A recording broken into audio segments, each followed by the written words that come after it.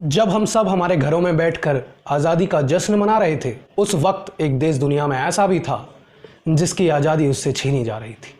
जी हाँ, मैं बात कर रहा हूँ अफ़गानिस्तान की, जिस पर अब पूरी तरह से तालिबान का कब्जा है, या यूँ कहिए कि पाकिस्तान का कब्जा है। तालिबान क्या? तालिबान एक ऐसा आतंकी संगठन जिसकी जड़ें पाकिस्तान से मिली हुई हैं। तालिबान एक ऐसा आतंकी संगठन है जिसकी शुरुआत की फंडिंग अमेरिका ने की थी। क्यों? जिससे वो सोवियत यूनियन का जो अफगानिस्तान पर एकाधिकार था उसको हटा सके, और आखिरकार अमेरिका इस काम में सफल भी रहा। अफगानिस्तान की आज जो हालत है उसकी सिर्फ एक वजह है, और वो है अमेरिका। शुरुआत से आतंकवाद को फंडिंग करके अफगानिस्तान में जितना भी आतंकवाद फैला है उसको फैलाया गया है अमेरिका के द्वारा। क्यों? क्योंकि वो चाहता ही नहीं था कि सोवियत यूनियन का अफगानिस्तान पर एकाधिकार जमे, और सोवियत यूनियन को उखाड़ फेंकने के लिए वहां से उन्होंने ये आतंकवाद फैलाया था।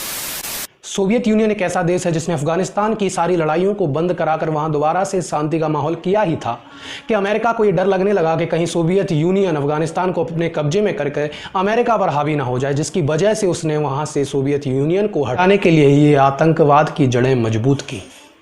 अब ये तो बात हो गई बाकी के देशों की, सारे देश चुप हैं, कोई कुछ बोल भी नहीं रहा है, मदद करना तो दूर की बात। इंडिया भी आखिरकार चुप क्यों है? अफगानिस्तान के पक्ष में या विपक्ष में कुछ क्यों नहीं बोल रहा? क्या भारत से सैनिक नहीं भेजे जा सकते अफगानिस्तान जिससे वो तालिबान को रोक सके? भेजे जा सकते हैं, फिर क्यों नहीं भेज रही भारत सरकार? क्योंकि कोई देश नहीं चाहेगा कि उसमें 26/11 जैसे हमले दोबारा हों, और ऐसा करने के बाद इन हमलों के दोबारा होने के चांसेस बढ़ जाते हैं। अमेरिका क्यों चुप है? उसने क्यों अपने सैनिक वापस बुला लिए? क्योंकि जो बाइडेन का ये ऐलान आया कि उनके 2 ट्रिलियन से ज़्यादा का खर्चा हो रहा है अपने सैनिकों को वहाँ रखने का, और इतने समय में 2500 से ज़्यादा अमेरिकन सैनिक तालिबान से लड़ने में मारे गए, इसलिए वो अपने सारे सैनिकों को वापस बुला रहा है। लेकिन वापस आने की अंतिम तारीख थी 31 अगस्त। क्या अभी तक सारे अमेरिकी सैनिक वापस जा चुके हैं? अगर नहीं तो वो कहाँ हैं, किस हालत में? और अगर वो अफगानिस्तान में हैं तो उन्होंने तालिबान को इतना हावी कैसे होने दिया? जो बाइडेन का तो कहना यह भी था कि अफगानिस्तान के पास 3 लाख सैनिकों की सेना है, जो कि 75,000 तालिबानियों से लड़ने के लिए एक बहुत बड़ी सेना है। फिर कैसे अफगानिस्तानी सेना ने 10 दिनों में घुटने टेक दिए? क्या इस सब के पीछे अमेरिका की कोई साजिश है? इंडिया ही नहीं, कोई भी देश अपने सैनिक नहीं भेज रहा है अफगानिस्तान में जिससे अफगानिस्तान की मदद की जा सके तालिबान के खिलाफ। आखिर इसका क्या कारण है? इसका सबसे पहला और बड़ा कारण है अफगानिस्तान के सारे सिविलियन तालिबान के कब्जे में हैं। दूसरा कारण है कि तालिबान से कोई भी डायरेक्ट नहीं बढ़ना चाहता, क्योंकि इससे 26/11 जैसे हमले किसी भी देश में कभी भी हो सकते हैं। तीसरा जो मेन कारण है वो है किसी का भी फ़ायदा नहीं है, वहाँ जाकर उनसे लड़ने का कोई मतलब नहीं निकलता, इससे अपने देश में किसी का फ़ायदा नहीं है। तो क्या आप सब अपने फ़ायदे के लिए काम करेंगे? एक अच्छे पड़ोसी होने के लिए कोई नहीं जा सकता? जा सकते हैं, लेकिन जिस जगह जाने का कोई फ़ायदा नहीं है उस जगह जाने के नुकसान बहुत है। सबसे बड़ा नुकसान तो यही है कि हमारे भी कुछ सैनिक मारे जाएंगे अगर वो तालिबान के खिलाफ युद्ध करने जाते हैं। अब यहाँ पर एक मेन बात और निकल कर आती है कि अफगानिस्तान पर तालिबान या पाकिस्तान का कब्जा होने से भारत पर क्या प्रभाव पड़ेगा।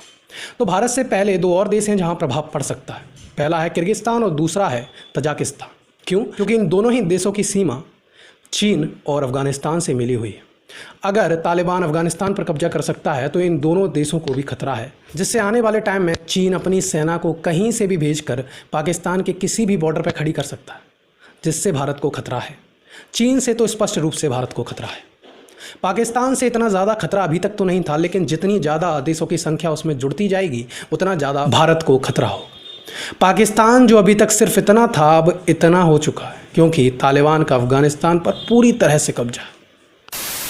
अफगानिस्तान के खुद के राष्ट्रपति ने देश छोड़ दिया और कहा है इससे वहाँ के हालातों में सुधार होंगे, वहाँ शांति बनी रहेगी।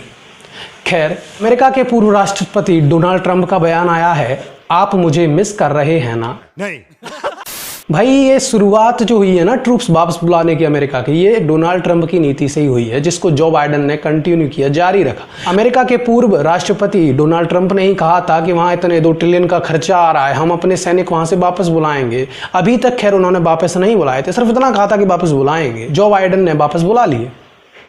अभी तक जब तक ये वीडियो मैं शूट कर रहा हूँ सिर्फ इतनी ही खबर मुझे मिली है। आगे कोई खबर मिलती है तो आपके साथ साझा ज़रूर करूँगा। जब तक के लिए आप मेरा चैनल सब्सक्राइब ज़रूर कर लें, बेल आइकन को भी ज़रूर प्रेस कर दें। अगर फेसबुक पेज पर ये वीडियो देख रहे हैं तो पेज को लाइक और फॉलो ज़रूर कर देना। मिलते हैं अगली वीडियो में, तब तक के लिए खुश रहें, बाय बाय।